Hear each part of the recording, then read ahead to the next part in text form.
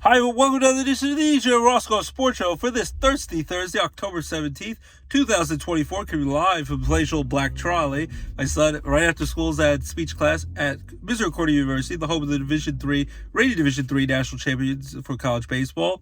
Very happy with you once again. We got a lot of great stuff to talk about. Week 7 of the NFL. It's flying right by. College football, thrilling stuff. Basketball and hockey. NBA regular season starts this upcoming week. Preseason's about to wrap up. WNBA, New York Liberty are on the verge of winning their first ever WNBA championship. They were 0-5 the previous 5 times they've been to the finals. They are on the verge of knocking off Minnesota Lynx, up 2 games to 1 in the best of 5 series.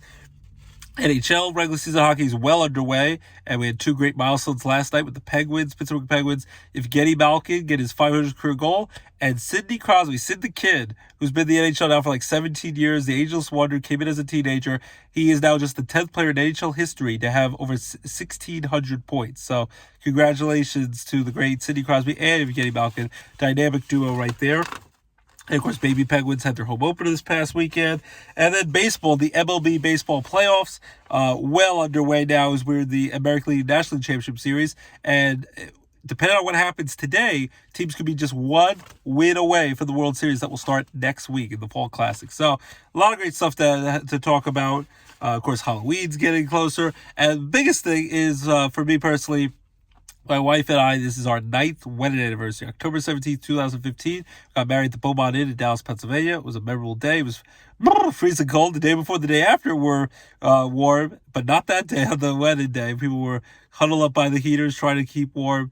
And then Christmas that year was hot as well, but not on our wedding day. But there were good memories, great memories, and I got to marry the love of my life, and we've been together for 10 years, married for 9, and going to go out for our wedding anniversary. Thanks to Nana Fran, who's going to help watch the kidder dinners tonight, so we're very excited about that. And my Yankees get to play in the baseball playoffs, trying to get closer to making their first World Series in 15 years, and hopefully they get a nice win. They got a nice win on my wife's birthday on Tuesday, and now hopefully they get a nice playoff win tonight for our anniversary. So, without further ado, let's quickly get into it. Baseball playoffs, of course, the wild card's over, division series over. The Mets upset the Phillies. That's after the Mets upset the Brewers the series before. Pete Alonso's big homer. Phillies got knocked out. The Padres looked red hot. They were up 2 games to 1 over the Dodgers. Dodgers came back to knock the Padres out. Their best of 5, winning the 5th decisive game over the weekend. Kiki Hernandez dropped his F-bomb and everything on live TV. It was better behaved yesterday after his big 2-run homer. Played amazing, Kiki Hernandez. They beat up on the Mets last night. In Game 3 of their series, Cleveland was able to knock off the Detroit Tigers and their ace pitcher Tariq Skubal in Game 5, who's going to win the Cy Young Award, and he won the Triple Crown of the year for American League pitchers, and they were able to beat him up in Game 5 in Cleveland. So Cleveland is now in the ALCS, and the Yankees are now up 2 games to nothing over Cleveland. They won 5-2 in Game 1 and 6-3 in Game 2, both games in New York, in the Bronx. And now we shift the series tonight. Earlier game will be played. It's a doubleheader of baseball. 5:08 p.m. on TBS. Game 3. Clark Schmidt will have the ball. Luis Gil is going to pitch in Game 4 tomorrow. But 5:08 p.m. TBS and also on HBO Max. I simulcast that. Probably watch a little of that on my phone during our wedding anniversary date at the casino where we first met. The Yankees in Cleveland will be tonight, Game 3. Yankees trying to look to take a commanding 3-0 lead, which is usually a done deal. Besides, they are the only team to ever blow a 3-0 series lead in baseball playoff history. That was 20 years ago. They're about to have a documentary on Netflix of the amazing Red Sox who broke their 86-year curse, 1918, the curse of the Bambino, and they knocked off the Yankees after being down 3-0. But besides that, usually it's a death sentence right there for any baseball team if you go down 3-0. It's only happened a couple of times in basketball and hockey where you can come back from that, but it's never happened in baseball. So this would be big. If Cleveland wants to really get into this series, they need to win today. The games 3, 4, and 5 are in the same venue, so being Cleveland. So Cleveland needs to at least win 2 to survive, to make sure that this series goes back to Yankee Stadium, which would be next Monday and Tuesday for Game 6 and 7. But right now, Yankees are in command. We'll see if they can continue on. They haven't had to face the Cleveland's dynamite closer yet. because when he's in, it's game over. Besides the one hiccup he had against the Tigers in one of the playoff games earlier in the division series. So we'll see if Yankees take a 3-0 lead or Cleveland wins. Cleveland's probably going to win a game here. I don't think they're going to get swept, but right now the Yankees are clicking on all cylinders. Giancarlo's hitting great. Juan Soto's hitting great. Luke Weaver's pitching great out of the bullpen. So is Clay Holmes in the non-pressure pack save situation, but in other spots he's pitching very well. And Aaron Judge, who's been up and down struggling, he hit a big 2-run homer the other night and an RBI sac fly. So Yankees at Cleveland tonight at 5:08, HBO Max and TBS. And then at 8:08, a big game 4 between the Dodgers and the New York Mets. And Jose Quintana is going to be pitching for the Mets. And this is a big one. It's pretty much a must-win for the Mets because you're at home at Citi Field. If you lose tonight and go down 3-1, it's going to be almost impossible to come back and win 3 games in a row. And game 6 and 7 would be back in LA. So your best chance to at least win tonight, tie up the series 2-2, and then we'll see what happens. The 2 games they've lost in the series, game 1 they lost, got destroyed 9-0 when they let Kodai Senga pitch. He's not ready to pitch right now. He got beat up by the Phillies, but at least they pulled him early. He got beat up even worse by the Dodgers. In just an inning of the 3rd innings, couldn't throw strikes, 10 strikes out of 30 pitches. Senga should not get another start in this series or the rest of the playoffs, even if they make it all the way to World Series, possible Subway Series matchup. So, and then they came back off the scrap heap and won 7-3 on the road in LA on Monday afternoon. But then last night got destroyed 8-0 by the Dodgers. And Kike Hernandez, big 2-run homer, he crushed it, did an amazing job. And then Shohei Ohtani, who's going to win another MVP award, this time the National League's 3rd overall, first as a National League player. He crushed a shot, 3-run homer into the upper deck at Citi Field at the Mets Stadium in Flushing, Queens, New York. He there is feast or famine. He either crushes the ball when there's runners on base and the pressure is on, or when there's no one on base, he hasn't had a hit in all of the playoffs. But Shohei Ohtani hit a big homer. Then Max Muncy hit a big home run that was up into the upper deck. As I said, Kike Hernandez has been their most clutch hitter of the whole postseason. And Walker Buehler pitched great for the Dodgers last night. And Luis Severino just pitched okay. The Mets' offense was non-existent, just like it was in Game 1. Hopefully they wake up like they did in Game 2. They usually bounce back after getting embarrassed and a big blowout loss like last night. So that tonight's a big win to try to tie it up 2-2, and then Game 5 would be still at home in New York. So if they can somehow win these next 2 and go up 3-2 and only need to win 1, you go back to LA. That's in a great position. If you at least win 1 more game, you at least push it back to LA and make sure you don't get eliminated on your home field. So that's gonna be big. So again, ALCS Game 3, Yankees at Cleveland today at 5:08, TBS and HBO Max. And then on FS1 tonight, Dodgers versus the New York Mets, Game 4 of the Dodgers up 2-1 in that series, Yankees up 2-0 in their series, and that'll be 8:08 on FS1 for Mets-Dodgers tonight. So that's excited to watch. We did mention a couple of weeks ago there was 2 very sad people, big time sports figures who passed away. Pete Rose, who's definitely a complicated figure, passed away at 83 years old the day before my birthday on September 30th. It stinks now that even if they do the right thing and let him in the Hall of Fame, he'll never get to appreciate and enjoy it and get to actually do his acceptance speech. And maybe that's what a lot of people are saying. Maybe that's what baseball wanted in the first place. I know he did the wrong thing. You're not supposed to gamble on baseball since the Black Sox scandal and, throw the World Series. You can't bet on your own sport, even though now betting is so prevalent in sports. But now, even if he does get the honor, he'll never get to enjoy it. And it stinks that he passed away at 83 years old and kept fighting to the very end to be in the Hall of Fame, never got to get in. And now if he does it, it'll be posthumously. Watch his HBO special on HBO Max. It's a 4-part series that came out this summer. Very well done when he was still alive. Looking to try to still get into the Hall of Fame until the very end. It's even more meaningful now that he passed away. So Pete Rose passed away at 83. And then that's same day, the great Dikembe Mutombo passed away at only 58 years young. The great shot blocker with the no, wagging his finger. My kids still like to do that in the Geico commercial recently.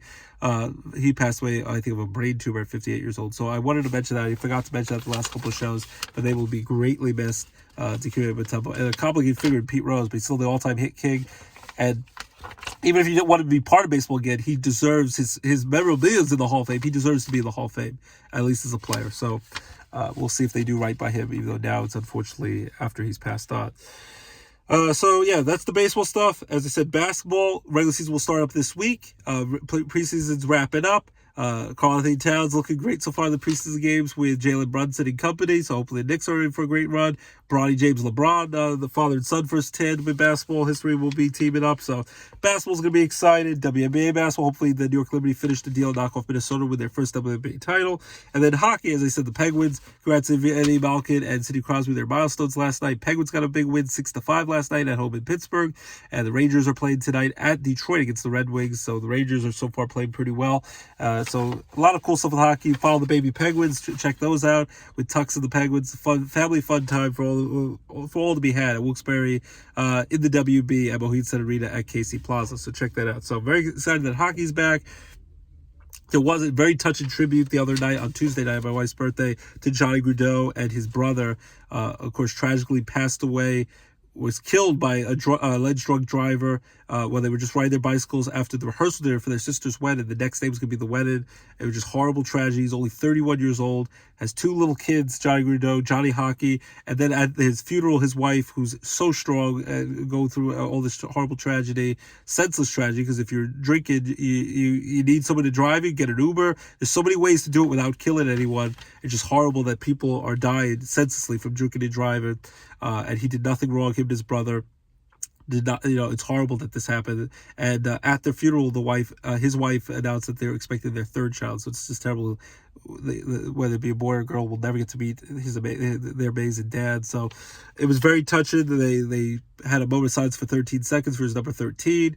They left wing open for Johnny Hockey as respect, and then they were wearing number 13 jerseys, Columbus Blue Jackets. They scored a goal dedicated to him. So it's been a very emotional year for the Columbus Blue Jackets and all of hockey, the hockey family, all come together. But a horrible tragedy, but it's great to see that people banded together in the great memory of the Gaudreau brothers and their dad, who taught them a lot about hockey. He's been doing more than skates, working out with the Blue Jackets, but it was a very nice tribute, even though it's a horrible situation going on.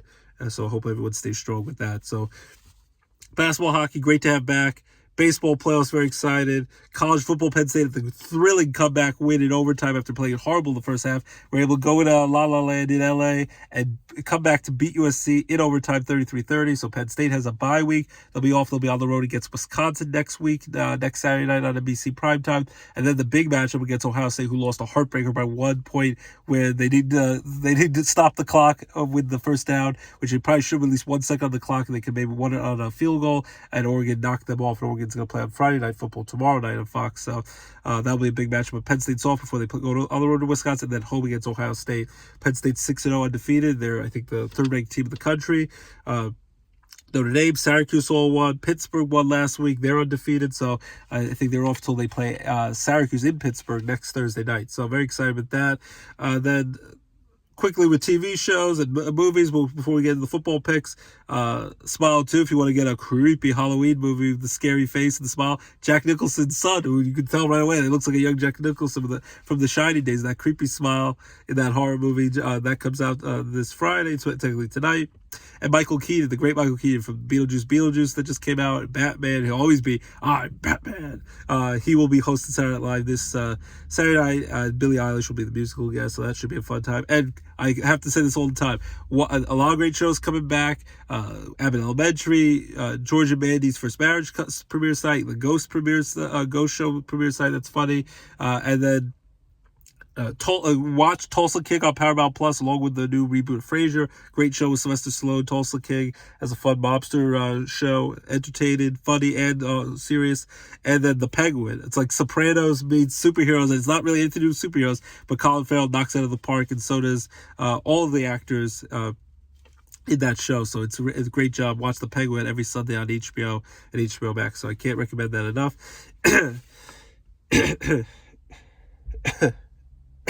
And then my last thing is I will be covering tomorrow night in Danico, because they can't play on their home field. Lake Lehman High School should be able to beat Hanover area in a tough matchup, but I would think Lake Lehman will come out on top. Lake Lehman at Hanover area, I'll be covering that game. It will be on the Saturday Times Leader edition of the newspaper online and the print edition if you want to check out my article covering that game. All right, so now without further ado, as the late great Heath Ledger said in The Dark Knight as a Joker, and here we go. Week 7 of the NFL schedule. Only 2 teams are off. The Dallas Cowboys, who got destroyed at home on Jerry Jones' 82nd birthday. That was hilarious by the Lions last week. They are off at 3-3, and the Bears, who beat up on all the crappy teams, I think they're 4-2. Cam Williams doing a good job. They crushed the Jaguars in London last week, so they're the only two teams that are off. So it starts tonight, Thursday night, Amazon Prime Video, 8:15 p.m. Broncos at Saints. I'm going to go Sean Payton going up against his former team in New Orleans. I'm going to go with the Broncos here. I think the Broncos are going to bounce back. Unless Derek Carr is playing, I don't trust the Saints are going to be able to get it done offensively with Spencer Rattler had to play last week. The Broncos coming off a tough loss last week, but I think the Broncos will find a way after losing the Chargers. And I'll go with an ugly but close game, 20-17. Broncos beat the Saints on the road as Sean Payton gets a little revenge going up against his former team. Then this Sunday, October 20th, the London game, the last of the London games, there's a Germany game on November 10th with the Giants playing, I think the Panthers, at 9:30 a.m. in London on NFL Network only. It's a snooze fest, but you can wake up and still watch football all day long. The Patriots who stink, but they at least have Drake May played. He played pretty well and threw 3 touchdown passes last week, even though they got beat up by the Texans. They play at the Jaguars, who are desperate for a win. Only have the one win against the Colts a couple weeks ago. Lost in London last week to the Bears. I go with the Jaguars, as bad as they are, but find a way to beat the Patriots. They can't beat the Patriots. They're not really beating anyone this year. They still stink, but I think the Jaguars, Trevor Lawrence does enough, or if not, he might get benched, and Doug Peterson's on the hot seat to get fired. I think the Jaguars beat the Patriots. I'll go with 27-20, Jaguars over the Patriots. Then 7 early 1 p.m. games, 1 o'clock on Fox. The 3-3 Seahawks, who start off 3-0, they've lost 3 in a row. They go on the road to take on the Falcons, who are 4-2. Kirk Cousins is going to continue his winning trend. The Falcons' offense is heated up, and I think the Falcons get another nice win over Geno Smith and the Seahawks. I'll go with 27 to 23. They win by 4 points. Falcons over the Seahawks. 1 o'clock on CBS. The Buffalo Bills, who just traded for Amari Cooper for the stinky Cleveland Browns. They got a good wide receiver. They're 4-2. They lucked out by the Jets who keep missing field goals on Monday Night Football, but the Bills got the win. They're 4-2 in first place in the AFC's division in the driver's seat right now, with the rest of the team struggling in their division. They will be at home against the Titans in Buffalo. I think the Bills win this game pretty easily. I'll go with the Bills. The Titans aren't really good at all. Especially with no more Derrick Henry anymore now on the Ravens. I'm gonna go Josh Allen, the Bills, get it done. Amari Cooper, terrific receiver as well. I'll go with the Bills. They're gonna win this easily, 34-17. They double up the Titans.